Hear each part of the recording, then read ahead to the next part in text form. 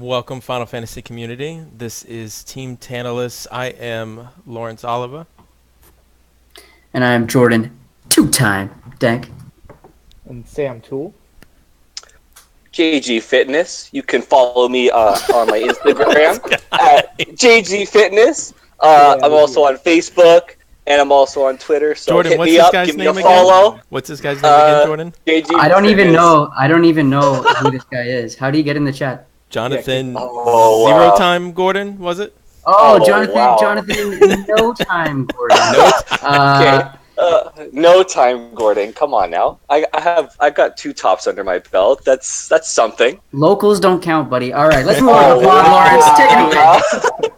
Speaking Oh, of wow. tops, We're coming and at you how guys. you didn't get top at Worlds, Jordan. Oh, wow. And you want How to come know I didn't- why? Because Jonathan Gordon wasn't there. Jonathan Gordon was there for Toronto. He was there for Indy. Even that's not World. Something missing there. Yeah, me. Yeah. What do you have to say about Whose that? whose fault's that, bud? Oh, Oh, yeah, that's true. That's true. All right, we'll make that happen next time.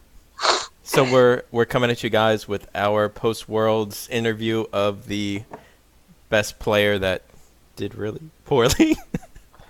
Right. I mean, let's not use really poorly. It's not like I had a winning. Nah, so. you're fine, man. You're fine. I'm just giving you a hard time. How was it over there, man? How's London? Well, man, it was pretty sick. I've never been to London before, and it was just awesome. I mean, I remember I was worried about like temperature and stuff, but I'm from Canada, obviously. So I messaged Jamie, there? like Jamie Falk. Well, man, yeah, it's freaking cold up here. And so I messaged him, and I'm like, man, what's the weather like? Like, I wasn't sure what to bring. And he's Rain like, jacket. oh man, he's like, it's really cold. And I'm like, oh, okay. And he's like, oh wait, you're from Canada, right? He's like, oh, don't worry then, it's really warm. So it wasn't Dude's bad got at all. I had a blast there, honestly. The whole experience, the show that was put on by the staff there was like really, really good. The venue was really, really nice. Really, the whole experience itself was just amazing, to be honest. Getting to meet all the people 5-star too. treatment. Oh yeah, we got pampered. Like it was honestly like really awesome. Every night after the play, including the Friday night, which was like the welcome event, they just like had like food for us, like which is from the hotel, and the hotel was like this really, really nice place. It's pretty legit. And yeah, and then they just brought out buckets and buckets of beers for all the players and the staff and everything like that. So like they had like Coca-Cola to one side and then beer to the other side. And naturally, I care about my body, so I'm not going to put that sugary shit in my system.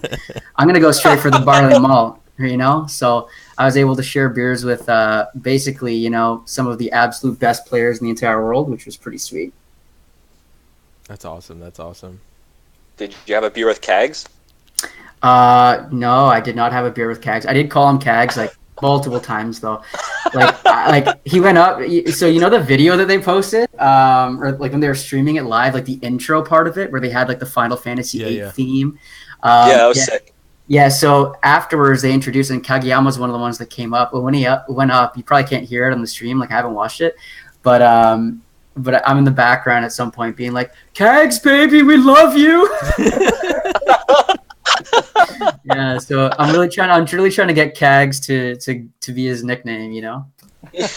How hard did the hangover hit you for the next day? Did a crutch on the performance?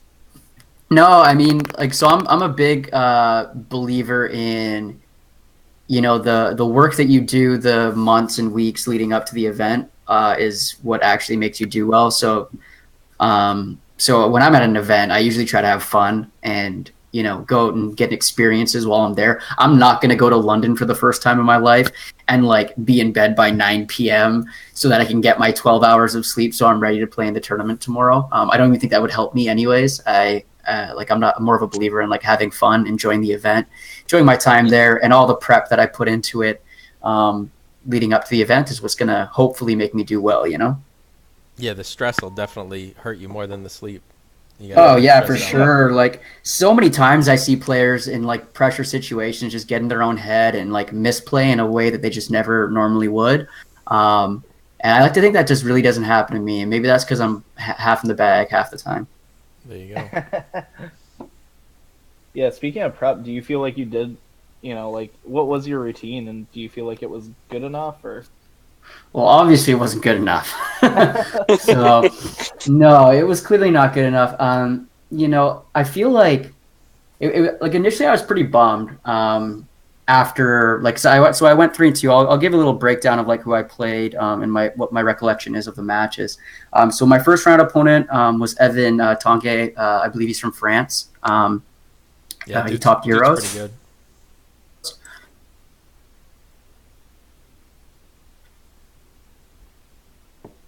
Jordan, you still with us? Sir, Water Wind, which is probably my strongest deck. Actually, it's for sure my strongest deck. Jordan, hey, start over, man. We lost like all that audio.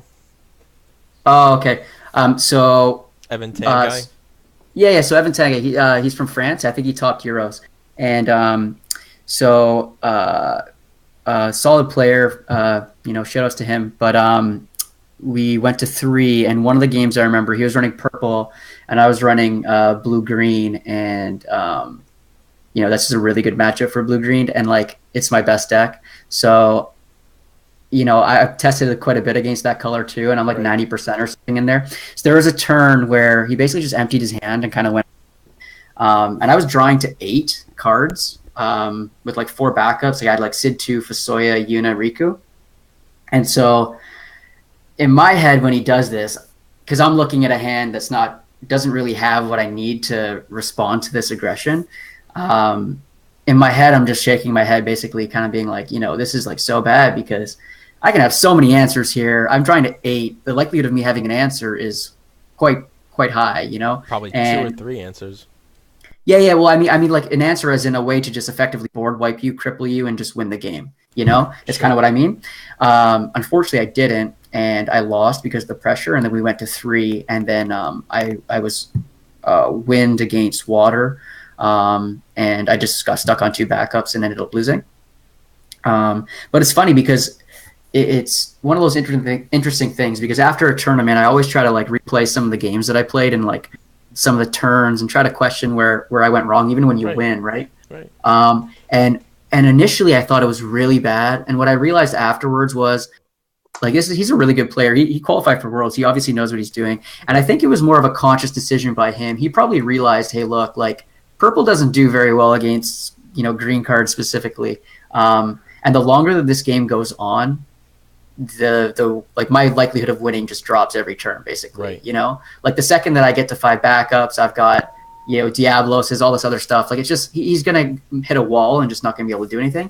And so I think he probably realized that his best course of action is to apply a bunch of pressure early. Hopefully I don't stabilize and he wins. And kudos to him. He realized the line of play that he needed to do to win, executed it, and I didn't have the answer. So I lost that round. That's like a super big thing, especially in this game, even more so than like some other card games, is like knowing your role and like knowing at what points in the game to like transition to like, oh, this deck's gonna slowly outvalue me or something. I really need to kind of push on the gas. Yeah, exactly. Like his deck has no chance late game against my deck. You know what I mean? Like there's just no chance. I'm going to be dropping Clouded Darknesses and Cecils that can't be targeted, like 10k Cecils. Like what is he going to do? You know what I mean? So I think he just made a really smart decision actually in the time and was like, sure, if I go all in here, maybe I only win 35% of the time, but I win 0% of the time that I play this passively. And yeah, he made the good decision and whipped my ass with purple, which was awful. Because we all know how I feel about purple. Well, it's a very one-dimensional deck too, right? Because it knows how to apply pressure and it does it well. But but that's all it does. Early and mid game, and that's it. Yeah, that's exactly right. Yeah. So what about round 2? So round 2, I'm gonna butcher their names, so I'm not even gonna bother because I just don't know how to pronounce them, truth be told. And I actually have the rounds a little bit mixed up. But I believe this round... it was one of the Asian players, right? I think one of the Chinese guys. I don't remember if it was round 2 or 3. One of the rounds, one of the guys I was playing played an Agrias deck. Was one of the decks. Yeah, it was actually it was really cool, but he just whiffed completely. Like he just drew a really bad hand. And I was able to win that round. And then it was either the next round or I have them maybe reversed, where one of the guys I was playing, I believe he was from China, and there was a language barrier. So it's like our round one game. Because at this point, just like to let everyone know, because I didn't really mention it, I brought Wind Water, Sid 2 Fasoya, which was very similar to what I ran at Nationals. And to me, that was just like my strongest deck. I had Mono Wind with Yuri Chelinka, which actually performed pretty well. Like I think it might be the strongest mono deck. And then I brought Turbo, which I super regret. Everyone was super prepared for Turbo, and in general, I don't think Turbo is nearly as good in this format as it was, a format ago even. Just people are more prepared now to play against it, and it was a really poor decision. And that's, I think, it's a hell of a card. Yeah, well, that too. Like every deck just has tech, even just things like 1 CP, Ramza, the friggin' the Babliz, but for lightning. I think it's called Zapped.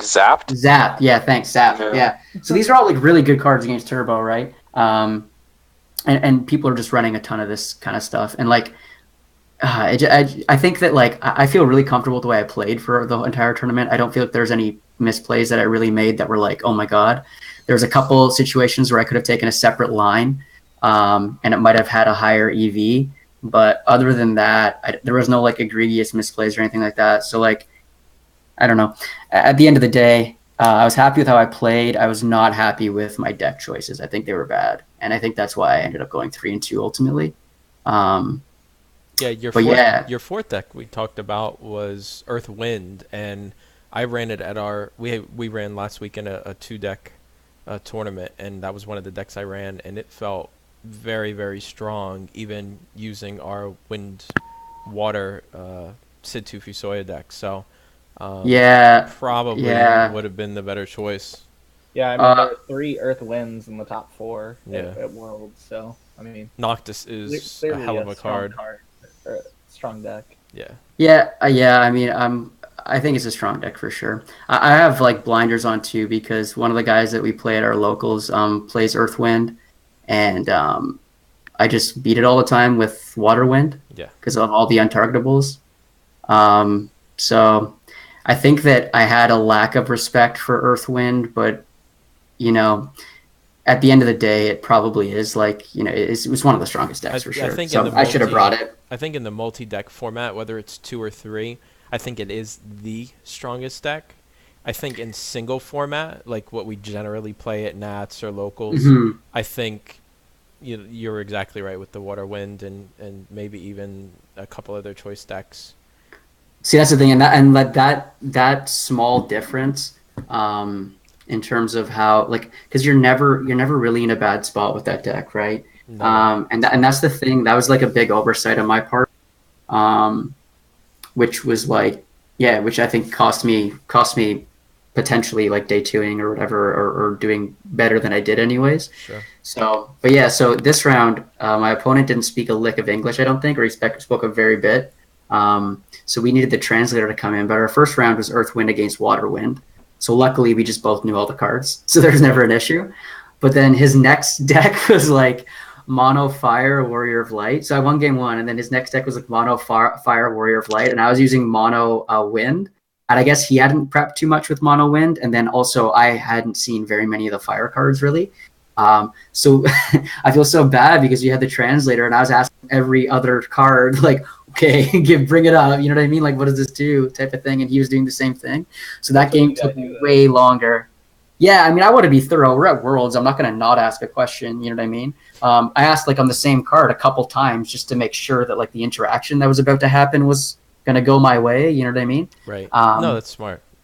But luckily, even if it's a card it's still a good idea because you just want to make sure that you get it right.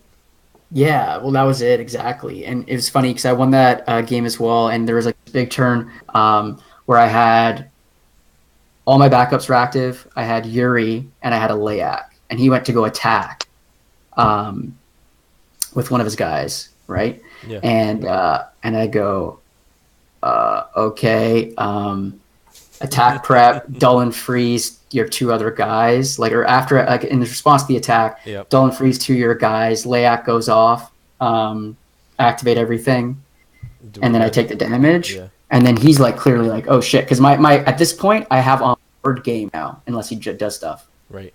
So he like drops 2 more forwards, and I just dumb freeze them and win. And it was like one of the most stupidest Yuri turns I've ever seen in my life. Like that card is absolutely absurd, obviously, and I was able to luckily squeak that one out. And then our round 4 game was against Toby, the defending champ, and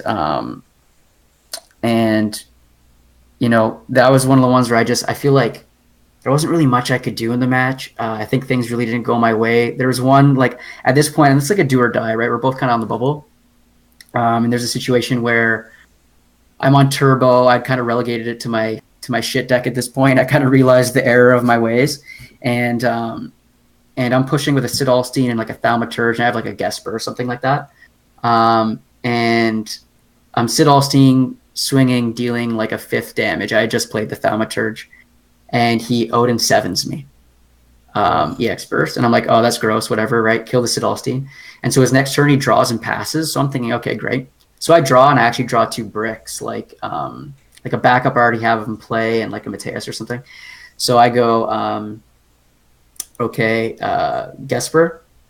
And he goes, okay, Ramu, kill your Thaumaturge and kill your Gesper.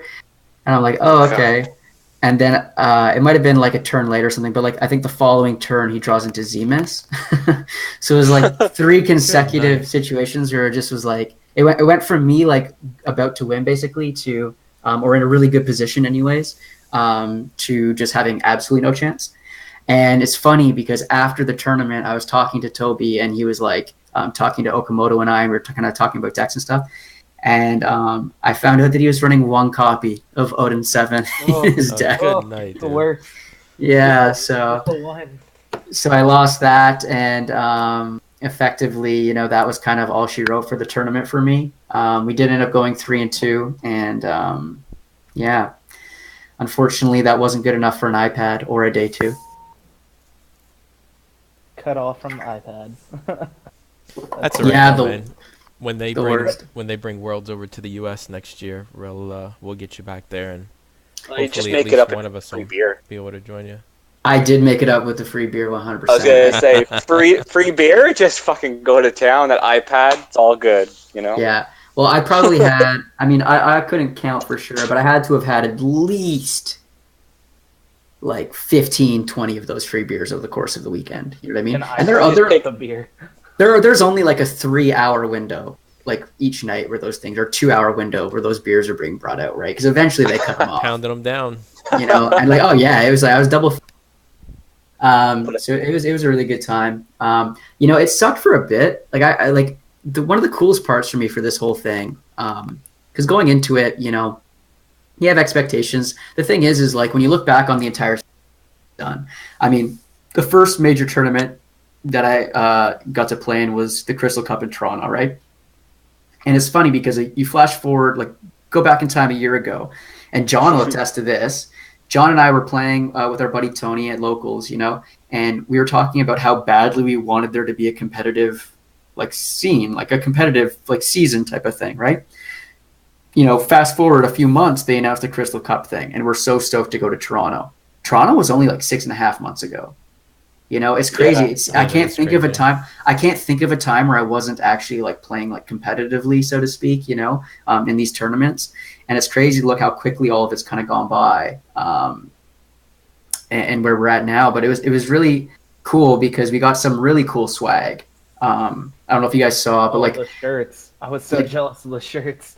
Yeah, the shirts are sick. The playmat, that's when it really hit me. Yeah. Like, as That much was as cool. I'm part of like Team North America, and shout outs to the teammates, like you guys are awesome, all of you. As much as I was part of Team North America though, you know, I was the only Canadian there, and to see my like flag, that's a 1 of 1 mat. You know what I mean? There's one mat like that in the entire world that has that flag in the bottom right. And for me, when that kind of hit me, I was like, oh shit, you know, like, because I'd kind of approached the weekend of like I play poker, right? And I come from like a very statistical kind of like analytical side of things. And so I understand that going into a 33-person tournament, 5 rounds where you really have to go just kind of like 4-1, you know what I mean? you really like the amount of variance that's involved in a tournament is quite large, right? So like, you know, the best player in this tournament, whoever that was, and the worst player in this tournament, right? Like technically 33 people, if everyone has an even share, they have a 3% chance of winning the tournament. The best player probably is more like 10%, and the worst player is probably more like a 0.5%. And when I say worst player, everyone here is still really good, keep in mind, right? That's why the skill disparity isn't that big. And so like I came into it understanding like, hey, there's going to be I want to meet some of these people that I've talked to online for a long time, all these really like cool, awesome dudes, you know, guys and girls, I should say, and kind of enjoy the weekend and hopefully end up, you know, playing on Sunday. And when I saw that mat with the flag at the bottom, I was like, holy shit, like I got to go do this for my guys, you know, back home.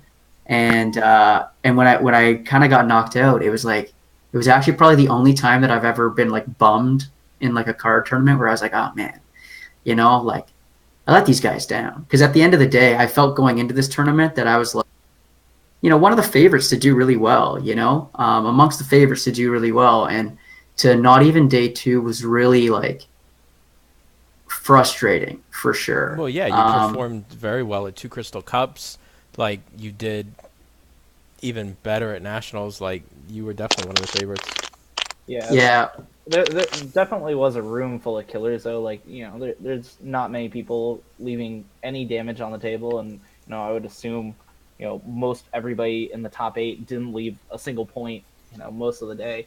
So that's just crazy that you were one game away, but, you know, he was one Odin time. EX away. Yeah. Yeah, maybe, yeah. That's funny. Yeah, I mean, I don't know. I mean, at the end of the day, I'm not be all bummed about it. I just at the time it was slightly, you know, disheartening to lose that way and go out that way, one game away type of thing. But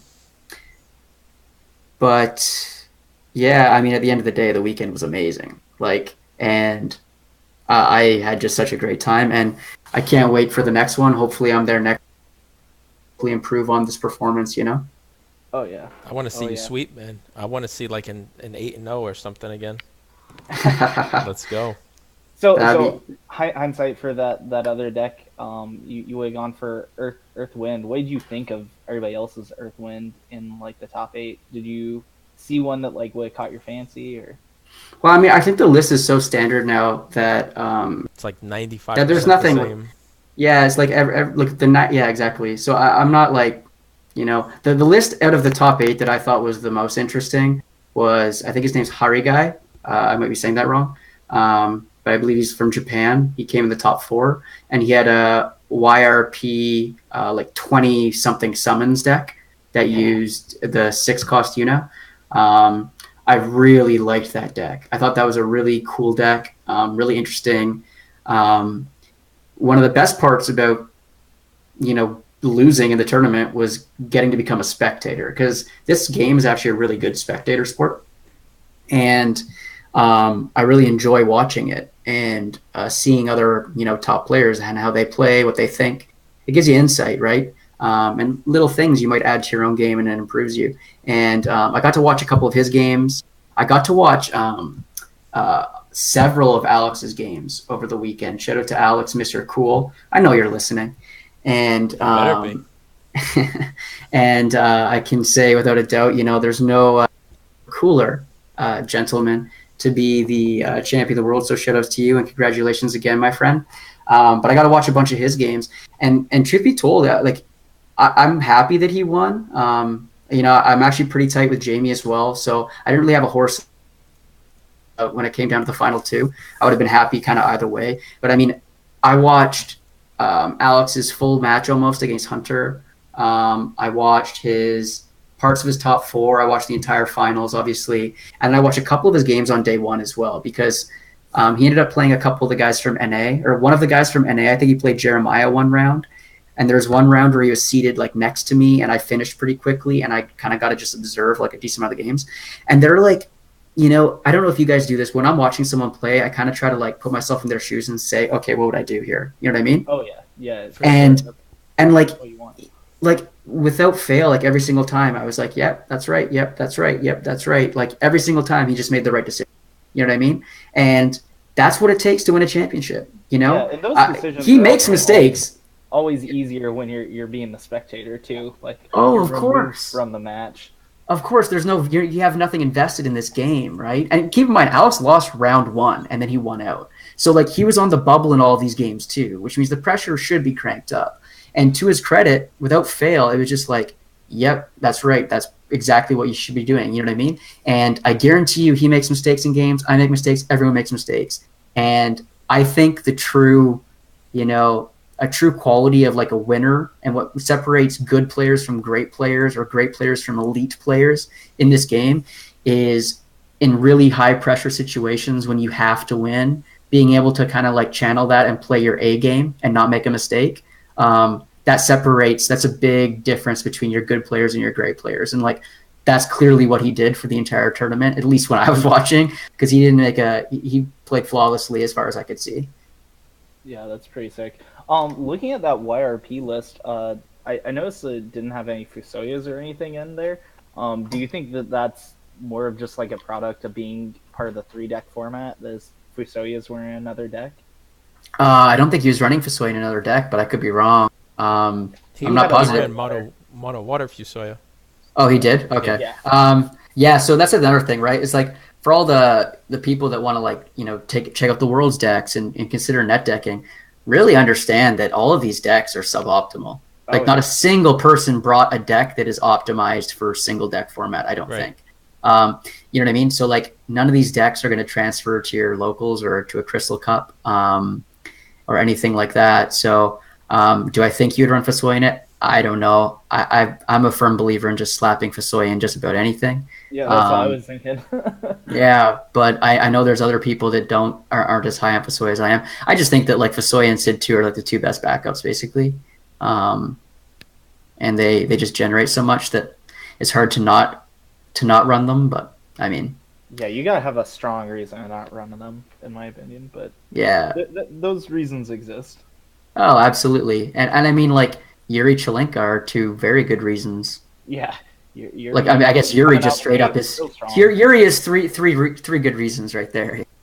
Yeah, so. Like especially with Opus 7 being so like recent and like how reserved so many of these lists are in like top 8 or just worlds in general. Like everybody is playing fairly safe or, you know, pretty thought out decks already.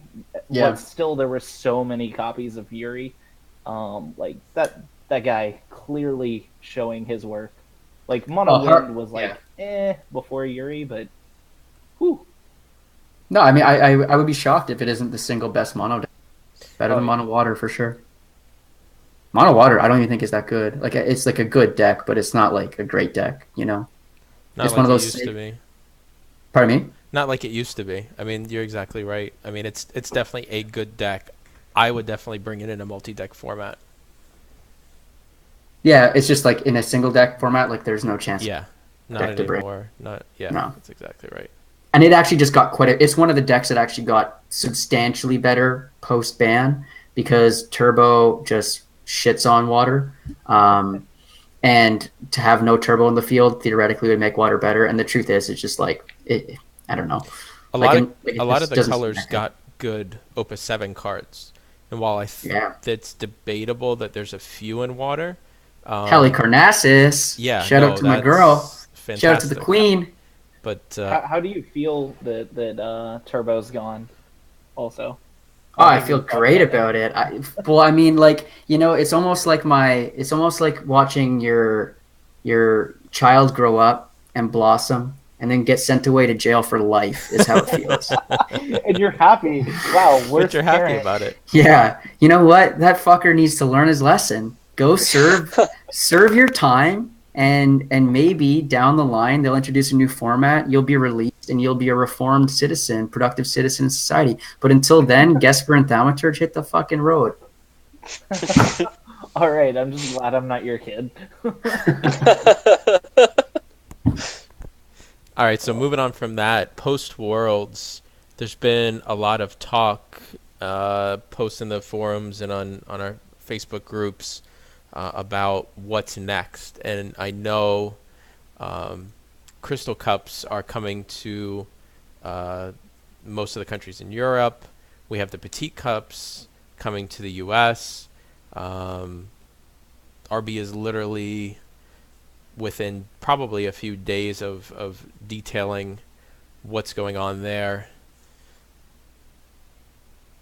What do you think? I'm so hyped. Yeah, no, I'm for those of you who don't know, like I had my third child a month ago. Like I'm waiting a couple of months and then I am hitting the road. Like whatever cups are around, like I'm going. Like I have to. I'm just hoping that nothing like coincides too much with the reunion. Like, God, I'm excited to go to that. I'm still on the fence. I really want to go though. I got my tickets and everything. I'm locked. We're in there. So there you go. Boom. I wish I could go, but I think I'm going to enjoy a nice little break from it. Although I'm going to be streaming it.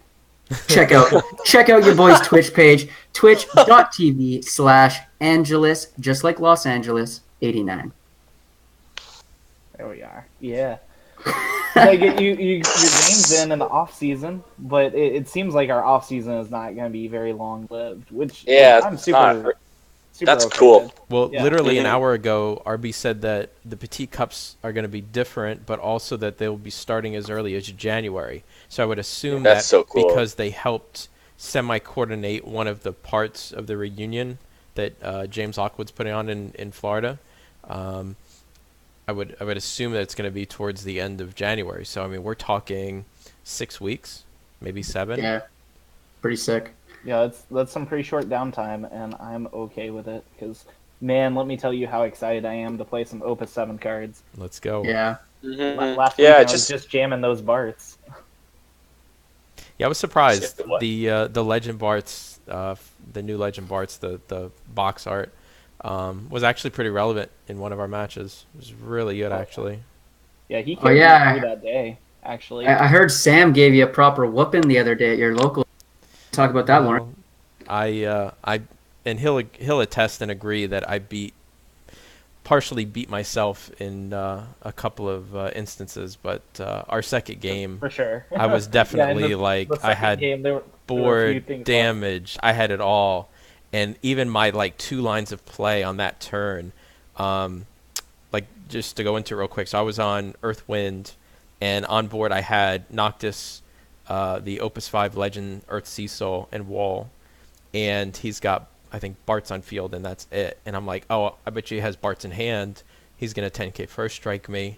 So, I'm going to Wall, attack phase Wall, plus 2k and Brave on Sea Soul to get him to 11.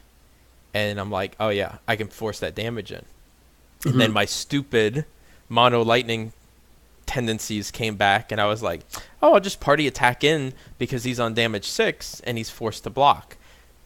Totally disregarding the whole special. Yeah, because I was like, I know he has it, even though I didn't. I knew he had it, and I was just like, wow, that feels fucking terrible. And he came back and beat me, so that was unfortunate, but that's crazy. But that was actually, we had a line of play in that game that is unreal with the new Noctis. That's why I'm really on him. It's very difficult to ever one-up Sam. He's a long-time Magic player, very methodical deck builder player, while we're going. And, using a couple of different plays with Noctis in, this massive chain that we set up, I was able to one-up him, and, that literally swung me the game if I didn't do that stupid party attack. So yeah, there are 7 abilities on the stack. It was disgusting. Abilities or cards on the stack all at the same time at one point. That's crazy. Yeah. Ooh. It was Mono Wind versus Earth Wind. It was and I also missed a damage 6 trigger off of Noctis too. I have to remember that is not just an EX ability. Kill something when you hit damage 6. And I think I did it to myself, right? Wasn't it with Cactar? And I fought something and then killed something else, and then I discarded the Carbuncle and another card to prevent damage, so it killed Barbarisha too. I killed 3 for nothing, and still saved Noctis. And I would yeah, it was disgusting turn.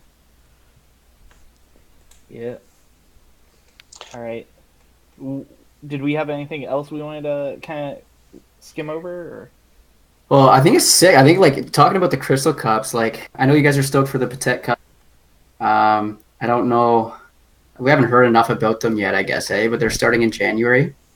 That's right. Do we know if there's going to be like anything in like Canada, or is it all going to be U.S.? No, fairly certain that there's going to be a Crystal Cup in Toronto again. But other than that, I don't. Cups, no? I doubt it. It's just hard for them to do it, I think. I think it depends on how they approach the local qualifiers and Petite Cups this year. I think that if they kind of only do the LQs in some of the more popular areas and then give Petite Cups in strategic locations, I could see you guys getting one. One of each.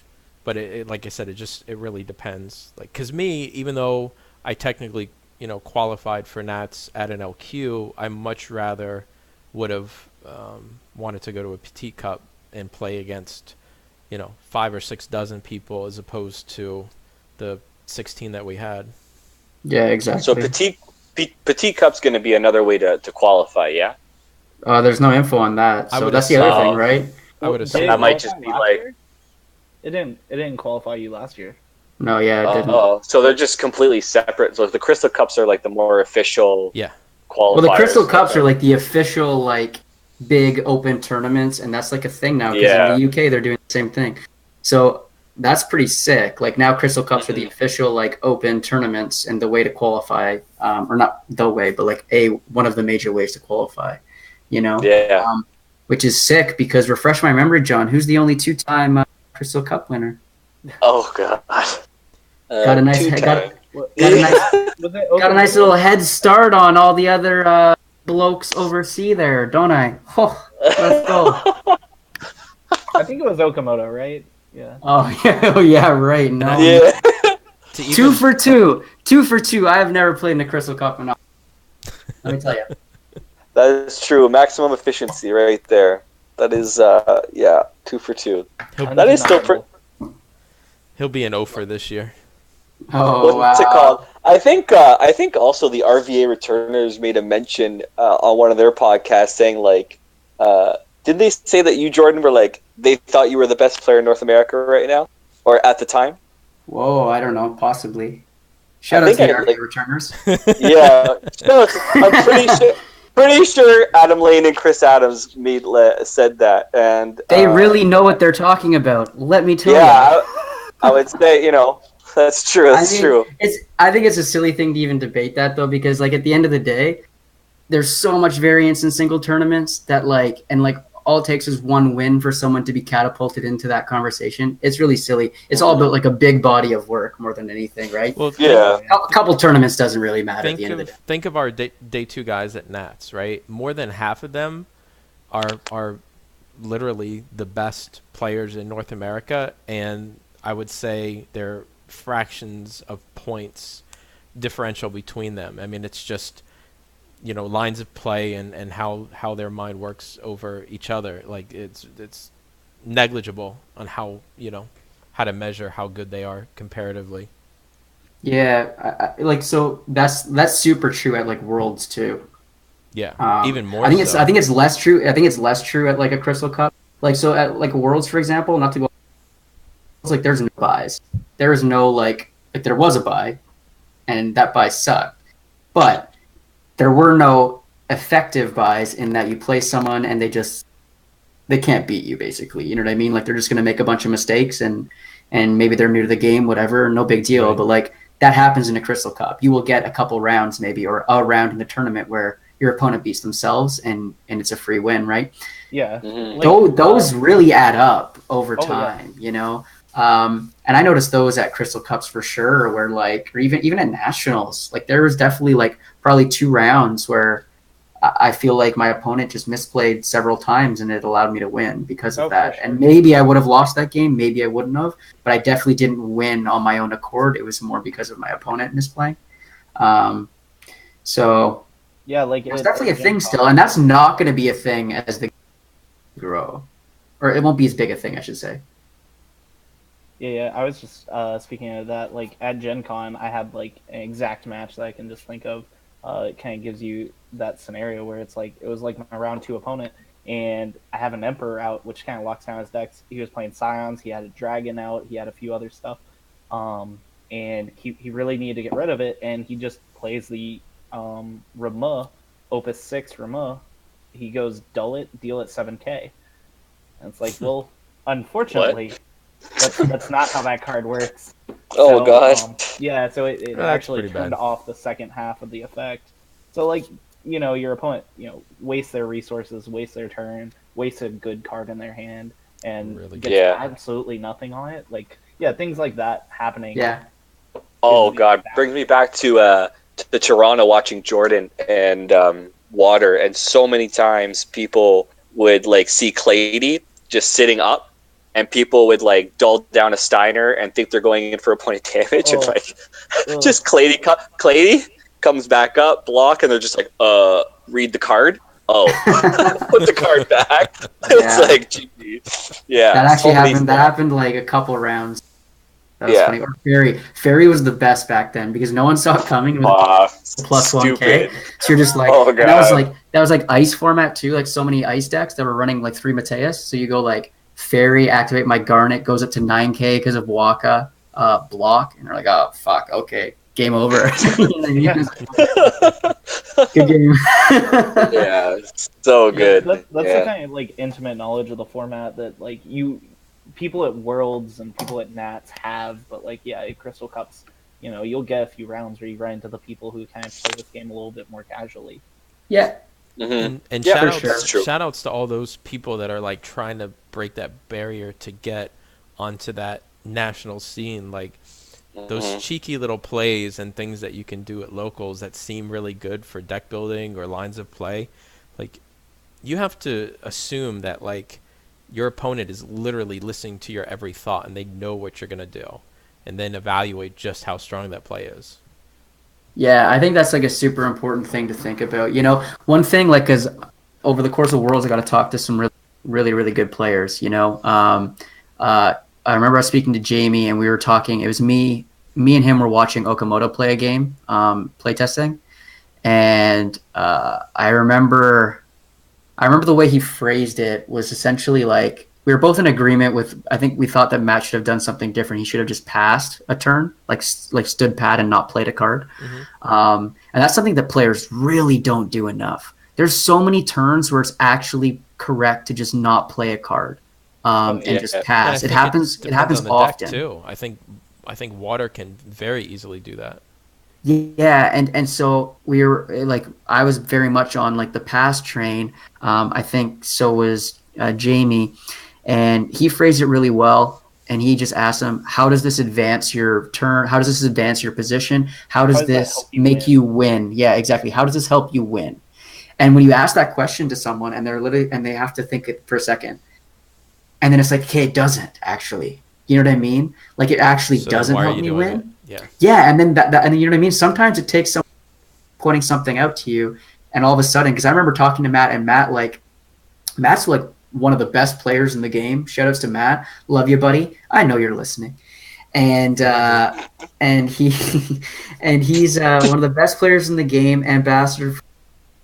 And I talked to him quite a bit about the game over the weekend. Got to watch several of his games and vice versa, and got to talk some strategy with him, which is something that I never really got the opportunity to do. Right, like for the bulk of this season, like there was no animosity, but we were pseudo kind of rivals. Right, we weren't sharing deck ideas leading up to nationals. We were competitors, and so for this, it was very, very much a different thing. And he was a really good teammate, and I remember him. He approaches the game in such a really good way. He approaches it from a student perspective where he always is just trying to get better.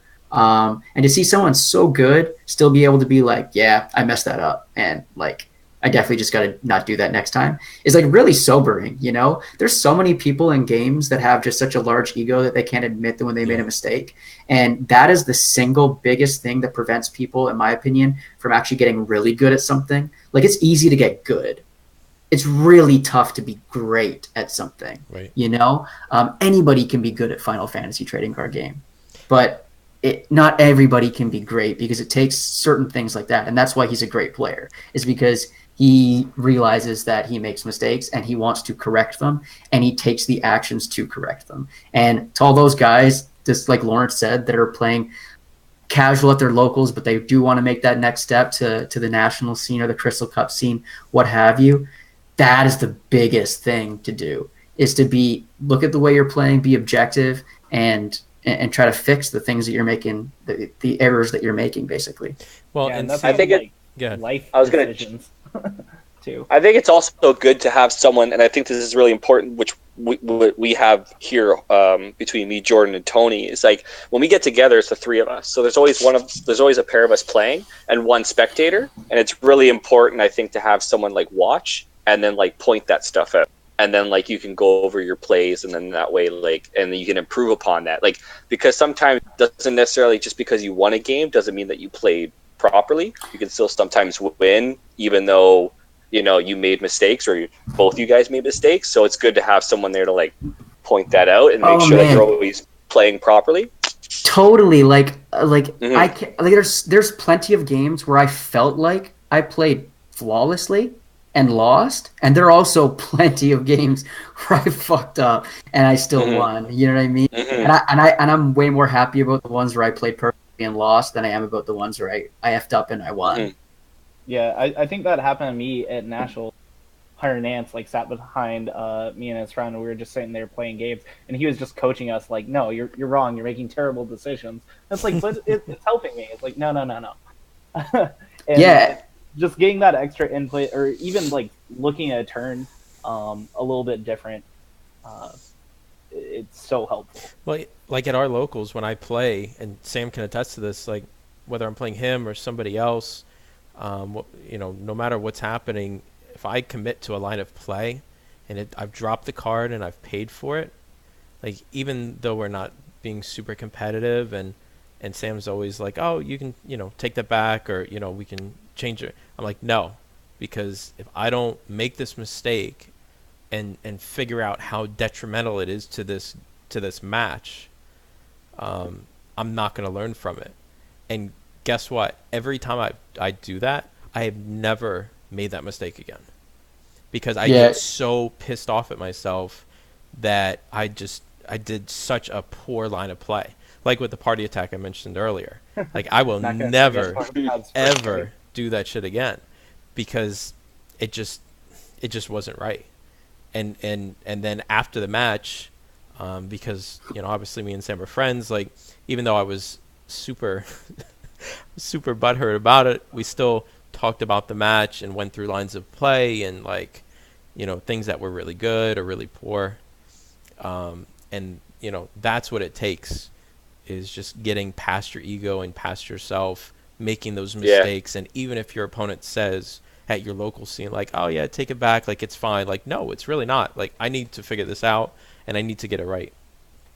I had Tony, our buddy Tony, told me about some Yu-Gi-Oh people back in the day that would like write down their misplays so that like they could like look back on them and make sure that they like never did them again.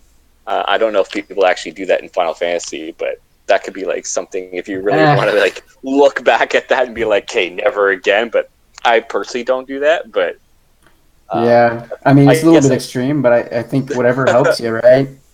Yeah. Depends on how good your memory is. Yeah.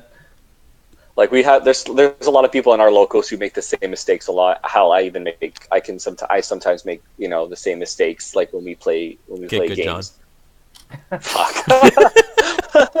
I do need to get better. I've been slacking quite a bit lately, but now that there's been like releases of cups and stuff like that, it actually kind of like motivates me to kind of get going again. Because for a little bit I was like, oh, like not much going on, the reunion, but I'm probably not going to go because Jordan and Tony are lame and they don't want to go. So I'm going to hang here. And if there's nothing until like April, well, then I was kind of like, well, I don't know if there's really all that incentive to get going. So it's really cool to see some news for competitive events in January. Sure.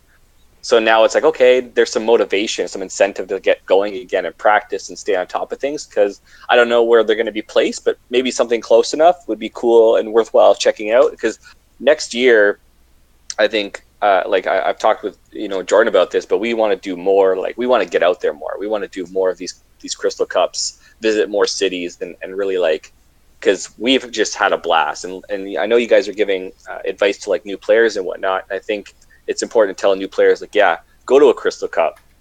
I don't care how good you are, just go to one and experience it, and you'll have the time of your life. And on top of that, if you just jump in and you start playing and you get into that environment, it's only going to make you better and give you that exposure that you need if you want to get to the competitive level. Well, 100%. Introduce yourself to people too. We have such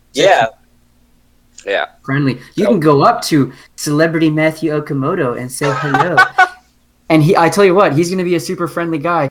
These people are. Yeah, all those guys are super friendly. I remember when I went to Gen Con, I said hi to basically everybody. I recognized a lot of people from podcasts, Facebook. I was even more a bigger nerd and starstruck to be like, hey, can you sign my playmat? But I was super genuine. I really wanted them to, because I actually respect them and I think they're all great players, and I think they're very valuable in the community. And it's really cool to meet those kinds of people, because they're also really, really nice people. So you're not just going to meet people and they're going to be jerks or think that they're better than you. These people are going to be really receptive and want to help you, or just even be friendly and add to your experience. So if you see someone that you recognize in the community, don't be shy to go say hi to them. There's not one person I can think of who would be a jerk, or even, everyone's just amazing. And that's part of the reason why. I think 99% of the community has that for the love of the game mentality. Yeah, exactly. They just want everybody to have fun, and I think, again, for me, I really enjoy just meeting people and traveling and having fun. Winning's awesome. I'm competitive. I love to win, but I don't know. Every time I look back at a trip, it's just hanging out with everybody, getting to know new people, building relationships, and after that, I look back at that and I'm like, yeah, I could have scrubbed out and still had a blast. And it's just so that's why I really encourage people to get out there and do one of these things, at least one. Because I think once you do one, you get hooked, and then you're going to want to do more. Korean barbecue too. Yeah, that was a misplay on Canada's part to not go to Korean barbecue. That is something I definitely wish we had done, but it just didn't work out. But next time, right? I want to do all sorts of stuff when we get out to different cities and meet up with everybody. Just live it up to the fullest. Sounds like a plan, Stan. Yep.